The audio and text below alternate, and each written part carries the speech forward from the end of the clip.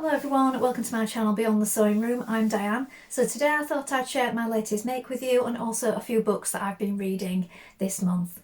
So to get straight on with it, this is the pattern that I've made this week. So it's 8982 by Simplicity. I have made this before, as I mentioned in a previous video. I've made it a number of times now as a top and a dress.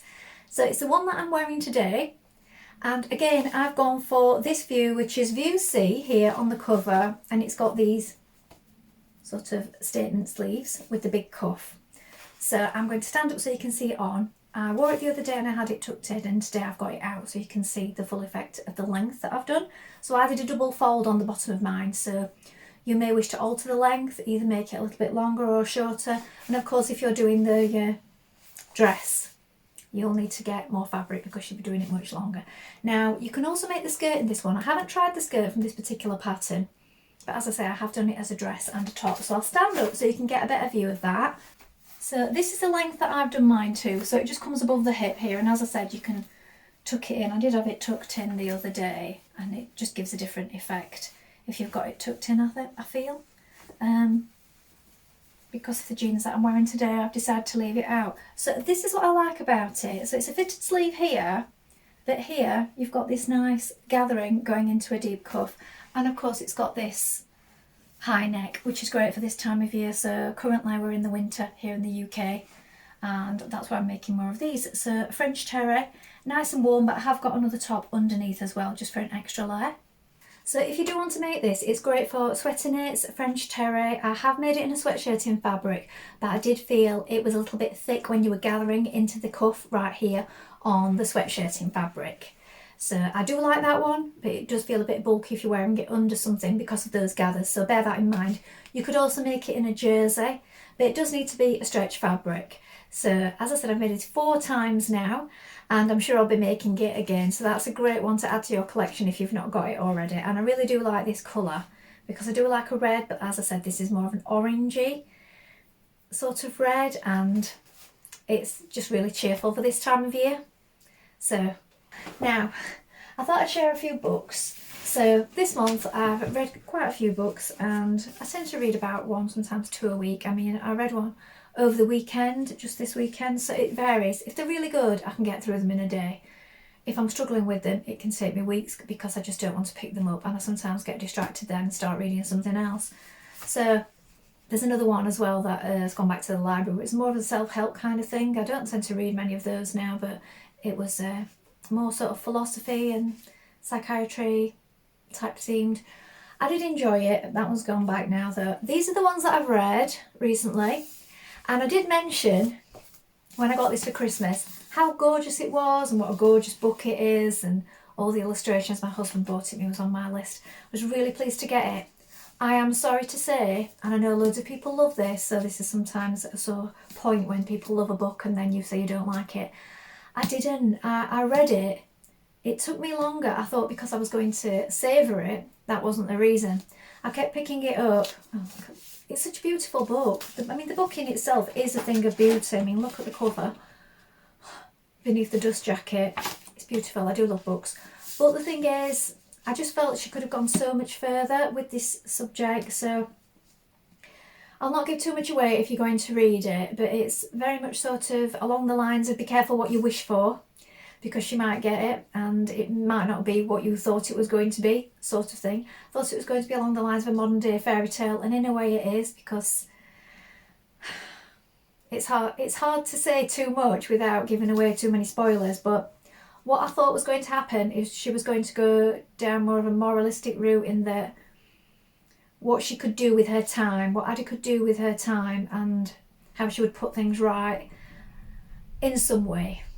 That's not what it was, and I know loads of people absolutely love this, but for me, I just felt I was reading and reading and reading and thinking, is this it? Is more going to happen? Is there going to be some big sort of revelation or something? But no, it just wasn't for me. Sorry. You may love this book. Please let me know in the comments. I know a few people had said that they'd either read it and enjoyed it or they'd got it on their list too. It just wasn't one for me, and my soon-to-be daughter-in-law told me that she's got others by this author, and there may be another one. It may just be this one, And I think this is probably out of her usual kind of theme, because she does do kind of fantasy writing, this author. So let me know if there's one that I'm missing. But for me, this sort of made me think I didn't want to read any more by this particular author. So that one was a no. Now this one I really loved. This is more of a nature memoir. This is not a novel. So this is by Michael McCarthy, and it's The Moth Snowstorm.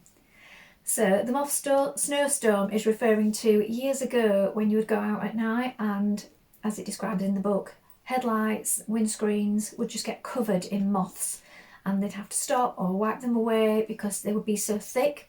And because of the depletion of nature now, we don't tend to get that. Lots of species have been lost, birds, butterflies, moths, and all kinds of things. And this is going into that, going into what we've lost in nature and what we still need to be protecting and sort of savouring, getting out there, taking a look at it and just enjoying the wonder of it and thinking what we can do to improve things. So just the joy that comes off the page in this is just wonderful. I mean, just right here, when you think how quickly like people tend to get things now, you want something and people tend to get it, well, at least in the Western world anyway, I suppose.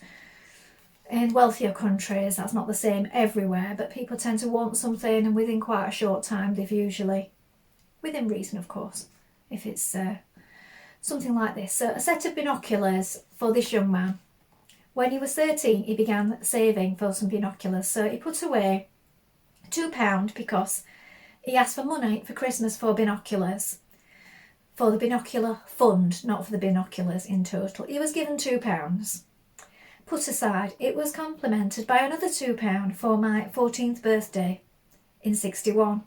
A third such sum the Christmas afterwards, and finally £3 for my birthday, which followed, when I was able to buy for £8 and 10 shillings a pair of 8 by 32 field glasses of no famous make, but which at least were serviceable. And so with them slung around my neck in the summer of 1962, when I was 15, I walked out into the Dee estuary looking for birds, and what I stumbled upon was wilderness. So there's lots there about the estuary and just how it was just a complete paradise for him. And obviously then he was completely taken with all the birds and the wildlife there and the beauty of it. So first of all, it was butterflies that got him into nature. Butterflies and moths, and then birds, and it just goes on to just list, you know, the wonder of nature. And you need to get out there. Watch the sunrise, watch the sunset, listen, keep your ears open. It's beautiful. I really enjoyed this. So I put that in there just to remind me to read that out about the binoculars, because I think perhaps now asking for some binoculars would be something you probably wouldn't have to work for nearly 2 years for in a family, at least in the UK. I mean, I know a lot of people are struggling at the moment, but when you think what some children get for Christmas is just mountains of things. So to ask for something like that, just to have the patience to wait 2 years to get something that you really want is something that a lot of people are losing or lacking now. So that really struck me. Now the next book is one again that I'd heard about in lots of different places, or heard about this style and this author, or this style of book I suppose. It's Before the Coffee Gets Cold. So it's by a Japanese author, and what it is inside, it's more of it all takes place within this cafe, but it's a series, I would say, of sort of short stories which take place within the cafe, because in this cafe, and this is what I liked about the idea, is that you can travel back in time. But then as you read further, you have to sit at a particular table in the cafe. If you're meeting with another person, they have to have been at the cafe. Also, they can't have never been there. You have to be back before the coffee gets cold, and you have to have drank all of that coffee. So you don't get very long at all. And the stories are like, each chapter is sort of a different person or couple. And at the beginning you do get, I did like this feature of it, you get a little map of the characters.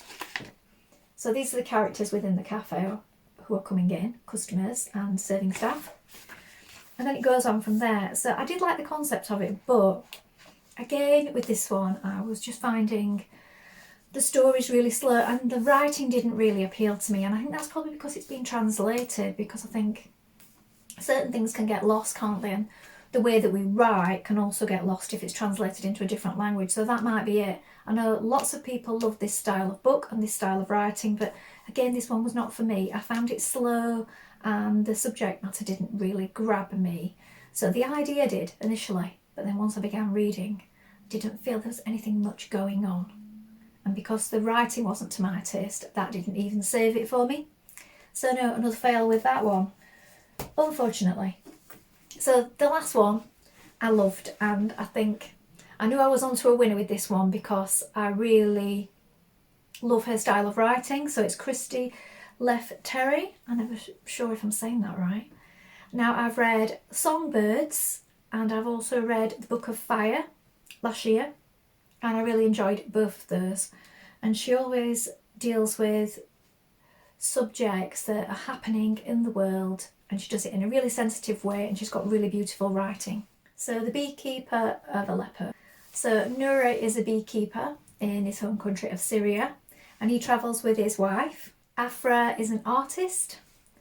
Now they are travelling from Syria to flee the war and everything that's going on there, and the losses that they've suffered within their family and their community. And the writing is just spectacular. So I really enjoyed it. It's really upsetting when you think this is what's going on. And I also saw something on the news that it was based on someone's actual story. So the subject matter is very real, it's very current, it's something that's going on, and there's no getting away from it. So it's not a light-hearted read. It is very much harrowing in places, but it's an excellent book and it really makes you think. So I would really highly recommend that. I know it's been around some years, this one, so her other books that I've read are obviously more recent, but this one was just one that I'd never got around to. I got this one from Cat Shelter, looking at the back just then. Yeah, I got it from the Sheffield Cat Shelter and it was £1 and it was in excellent condition as well. So I really enjoyed that. Go out and buy that one if you like reading about sort of current affair style works, things like that. Things that deal with real lives, real people, real events that are happening in the world, and you like things like that. So that's one for your list. I don't know what you made of the others. You may completely disagree with me, but please let me know. I always love to hear. And if there's other books that I'm missing out on and I've just chose the wrong ones by those authors, I would love to hear about that. So that's all from me for today. I'll be back soon with some more sewing or book content for you. Thank you so much for watching. Remember to like and subscribe. Bye for now.